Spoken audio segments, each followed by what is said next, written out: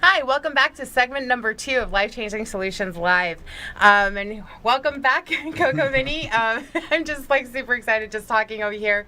And the awesome thing is that we're getting a lot of comments. Thank you guys for joining us. Hi, Suriel and Brad, and oh, my sister Tina's on, and so many others. So thanks you guys for joining.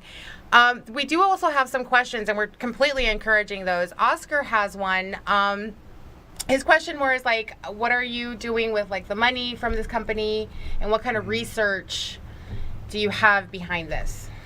So Oscar, thanks for that question. What we're doing is really right now we're growing the company and we're reinvesting everything we can, building infrastructure, patents, systems, people. We just hired Rob McConnell on board, and he's been doing a tremendous job helping us with our from fulfillment to sales, marketing. We're working on all sorts of facets of the company, but bigger than that, we're finishing our audits, and we're going to become the first zero waste certified company in Nevada.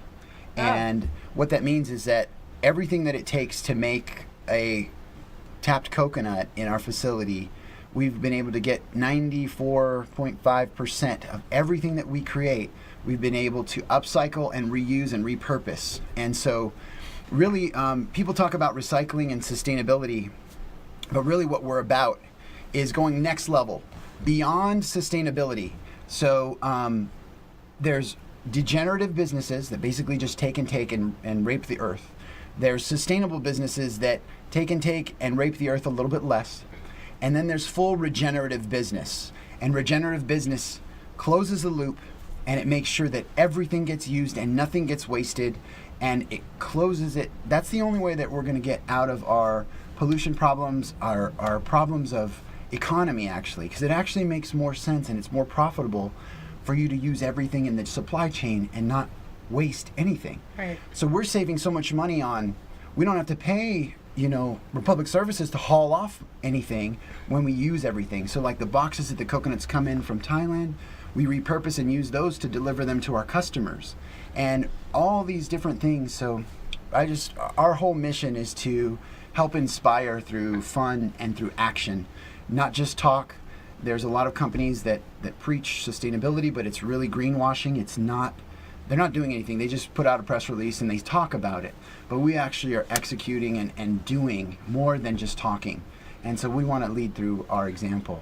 And I love that. And one of the things that you mentioned is that you're getting certified. So this is an actual process that you have to go through. Oh, yeah. It's not just you saying, oh, I'm certified. It's you it's putting intense. Your money where your mouth is. It's intense. Like these questions, these audits, every single thing in our supply chain of what we have to do and how we can write policies, and every new employee's got to get our handbook on zero waste and how we can be conscious. Like everybody gets a glass bottle at work to refill their water in, so we're not buying plastic bottles or creating any other extra waste. We switched to paper straws from plastic straws. We're trying to encourage our customers to switch to paper straws instead of plastic straws. I mean, just some of the data out there, there's 500 million plastic straws a day is what we're using. None of it's getting recycled. It ends up in the ocean. The turtles are getting killed, the fish, and so all this stuff that I'm talking about is about knowing where your food comes from, and our food streams and water streams are polluted with plastics now. They're saying there's going to be more plastic in the ocean than fish by 2050. A lot of crazy stuff going on, and that we're passionate about helping become part of the solution and not creating more problem. No, and I love that. And again, Oscar, thank you so much for that question, as I really brought up and highlighted just really how passionate you are, not just about coconuts and your business, but it's like the environment and people.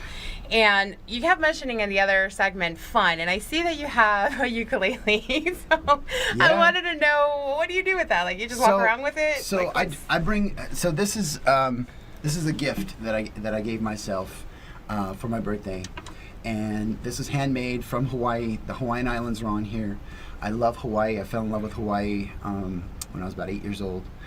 It's just a beautiful place. And so what I do with this is I've been learning the ukulele, and I could play my theme song. Sure. That just real quick,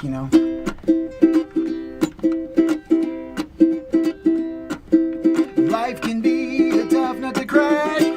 Taps will get you right on track. Great taste, less waste too.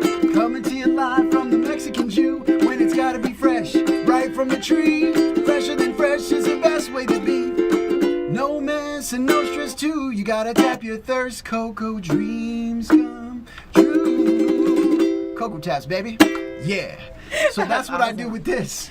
And yeah, I love just being in life and being on purpose. And you know, if people look at me and they say, man, this guy is whack, he's crazy, and that's spot on. Because I am. I'm a straight up cocoa crazy coconut, and I don't care. That's who I am, you know, and that's who I want to be, because I can't be anything else. So I think that's really what anybody needs to do, is they got to run their own race. And I was gonna Art, who's on, thanks. Hi, Art. What's it called? He and I were talking about that you had a live video yesterday and talking about, you know, staying in your lane. And so that's like 3 big secrets right now that I feel that you've been sharing. Is just like willing to take that risk and be crazy enough to go out for what you want and living your purpose. Have fun while doing it, and then staying in your lane, if you can speak into that a little bit. Yeah, so there's I think the first 20 years of my life I spent doing what I should be doing, that I thought I should be doing, and that other people told me I should be doing, and there's all these shoulds. And it's like, well, you can should all over yourself. And I stopped shoulding all over myself. I was like, I don't care what I should be doing. I want to do what I want to be doing, and I want to be who I am. And so that's really the thing that had to unlearn all those shoulds, stop listening to all those noises, stop looking for other people of what, you know, you can look and you can have mentors, you can have people that inspire you, but if you're just going to totally try and follow them exact and just run their race, then you're always going to be out of alignment. And so you got to figure out, you can take things and learn things and ask questions and learn, but ultimately you got to run your race, and it's nobody else's race to run but yours. So that's really what it's about. It's about knowing your truth, knowing your race, knowing your pace. You don't have to go faster. I don't have to build this into a $100 million company tomorrow. I could take 30 years. I could take 50 years. It doesn't even have to be a $100 billion company. It could be $1 million a year company. Whatever what we feel and whatever we want to do, it's our race, and it doesn't belong to anybody else. So people can watch. They can watch us roll, but they can't run our race for us. No, and I love that, and I think that's huge too, is understanding that, because I think I see this in almost every industry, you know. And then, like you said, we have our mentors, our coaches, our, you know, idols, and we want to embody them and mimic them, but then that takes away from who we are at the core. So it's okay for me to be like, hey, you know, I really love your vibe and blah blah blah, but I'm not gonna be like, show up tomorrow and be like, hey, I'm Coco Angie. It's like, right. You know, because that's not me. Yeah. And so, like, really finding your authentic self and living out of that is huge. Yeah, for sure. And actually, you know, kind of sidebar, and we have just like a minute to share. Coco Vinny. Yeah. That is your name. Yeah. Like, you were that so committed. We're legally changing my name to Coco Vinny. We're in process right now. It'll be on my passport, it'll be on my license, it'll be on my credit cards, because this is who I am. And, you know, I'm going to be the Colonel Sanders of coconuts, so to speak. And that's it. I mean, that's the way it's going to go. That's awesome. Yeah, it's fun. No, I mean, I just like really admire the fact that your willingness to be who you want to be and be who you are. And just, not that you don't care, but not being attached to what others care or think of you. Yeah, because if you're too attached to the outcome of what people are thinking or what you need to get, then you're going to lose your true authenticity. You're not going to be natural with it. So, you know, you know your island you want to take. What's your island? And as soon as you take decide, go, start rowing. You row that boat. And when you get there, burn the ship down. There's no plan B. Mm-hmm. I guess, and there's a inside joke about this, but once you're asked what do you want and you figure it out, go for it is really the answer. Move. You got to take action and just go. All right. Coco Love. Well, thank you so much, Coco Vinny, for joining us. You. Time has run out. Right. Coco Love, everyone. Oscar Gates, Coco Love. Right? Love you guys. Thank you, and stay tuned for the next segment. Bye.